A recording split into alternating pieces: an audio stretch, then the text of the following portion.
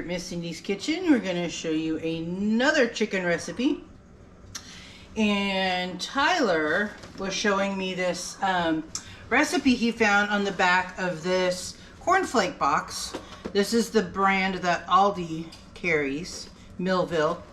That's why I always say to check the backs of packaging for recipe ideas. And he spotted this recipe for Corn Flake Chicken.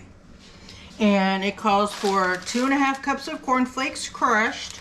The easiest way to do this is either with a gallon Ziploc bag or using a cereal bag that's empty, because those are a good weight to do this.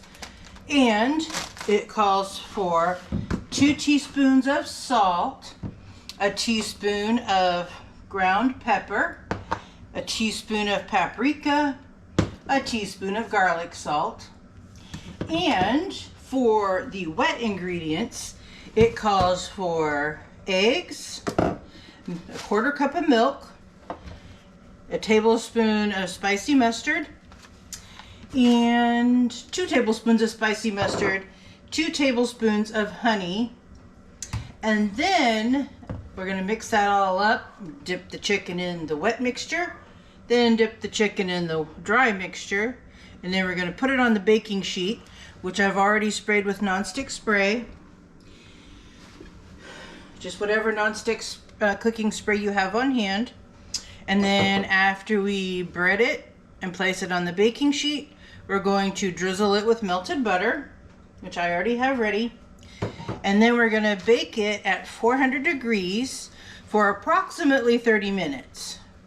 However, in my experience, that may not be long enough, but we'll check it, and you can always use a thermometer to check its internal temperature.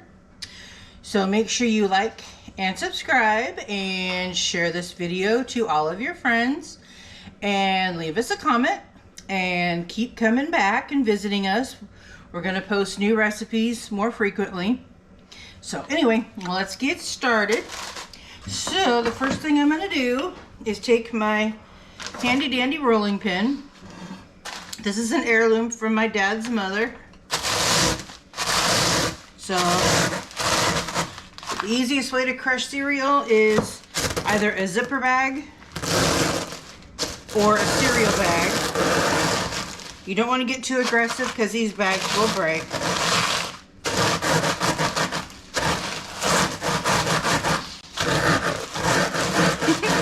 Dahlia's coming over to see what I'm doing.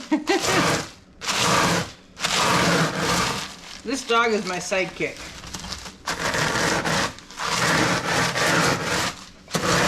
Probably if you take food, you're gonna try to.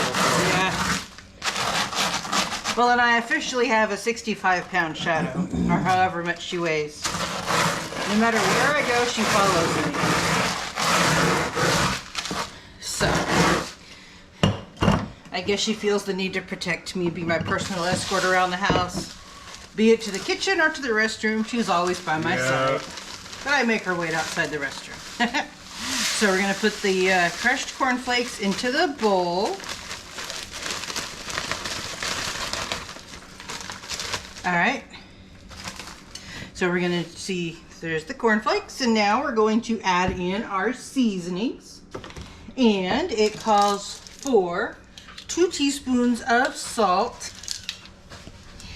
And I think I'm just going to use a heaping teaspoon. I don't want to put too much salt in.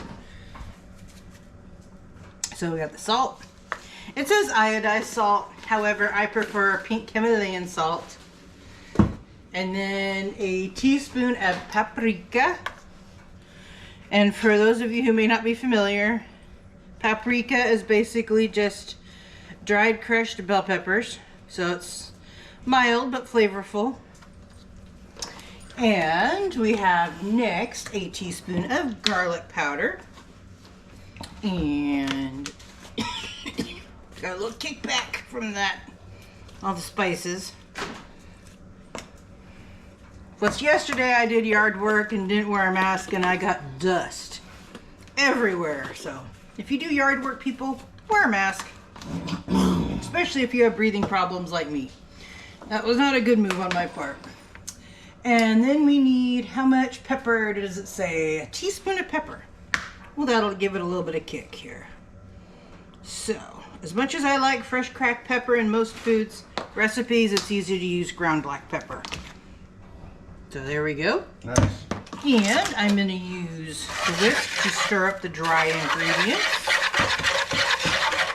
I'm going to set those aside for a moment and get our wet ingredients ready. I'm going to put the eggs in first so that I can scramble them a little bit. It's easier to break up the eggs if they're by themselves in the bowl.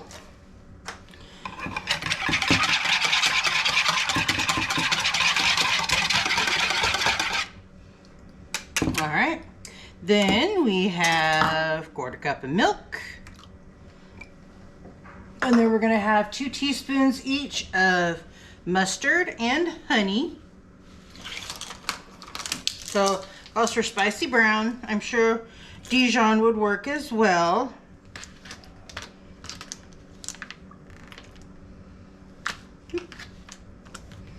All right. So this is going to be the wet mixture. So when you're breading food, the wet mixture is kind of the glue that holds the dry coating on. So I'm just going to eyeball the honey because it's very sticky. Just going to give it a couple big long swirls. Kind of like I measure vanilla into a bowl when I'm mixing. All right, so for the wet mixture, we have the honey, the mustard, and the milk and the egg. So let me swirl this all up. Give it a good mix. See?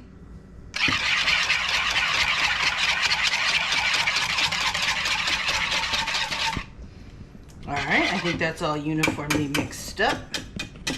All right, let me clear this up a little bit. Get some of these things out of my way. Now, I'm just gonna use these scissors because they're handy to open up the chicken. I'm gonna open up that one, and then I open up the other one. So I have them all ready. These ones are packed in 3s and 4s, depending upon the weight of the chicken. All right, and I have tongs.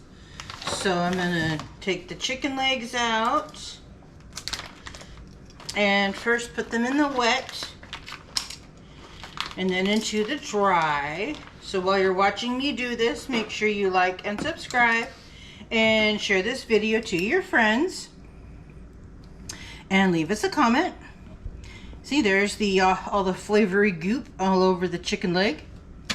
And then I'm gonna mix it in here. So we're gonna pause while we bread the rest of the chicken, and then we'll bring you back when it's time to drizzle the butter.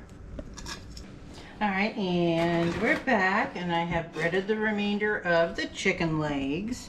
And after I had done about 9 of the chicken legs, it looked as though I was running very low on corn flakes, so I crushed up about another 1/2 cup. So I would probably amend this recipe to start out with 3 cups of corn flakes and crush them relatively fine so that they can spread evenly all over the legs. So anyway, that being said, we're going to go ahead and drizzle butter on them before we bake them. This is a 1/4 cup of butter, which is 1/2 a stick, fully melted in the microwave. And this will give them a nice crispy buttery coating. So now we are going to put them in the oven at 400 for, it says 30 minutes. I'll set it for 30 minutes and then I'll check and see how it's going. And then I will let you know when they're done how long it actually took. So make sure you like and subscribe and share this video to your friends and leave us a comment. And we'll be back shortly. All right, and we're back. And the chicken has cooked, I would estimate about 35 minutes. I did it for the initial 30 and then I checked the temperature and it didn't quite feel like it was hot enough. So let me show you our meat thermometer and how to check the temperature of your meat.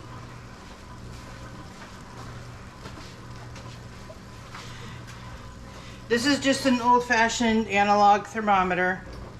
Sometimes a classic thermometer is the best.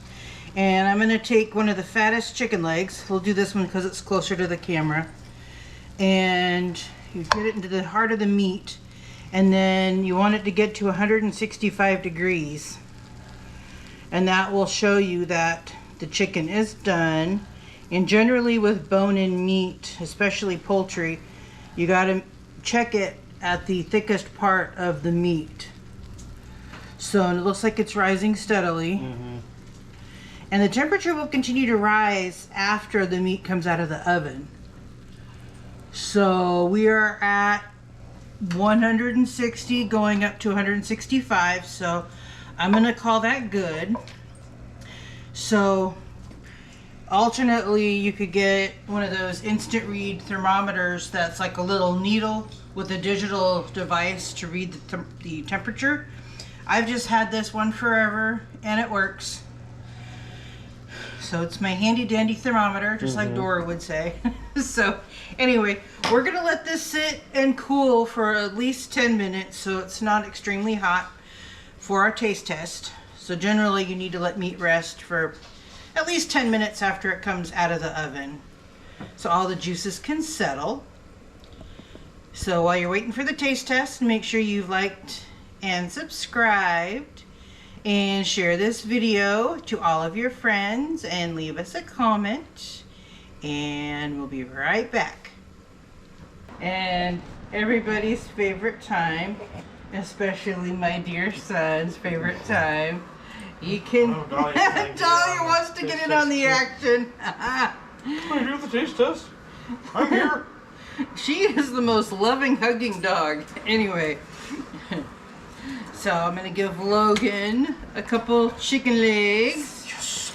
And he can taste them and tell you how yummy they are. And I must add that I did flip the chicken halfway through. Oh, skin's coming off.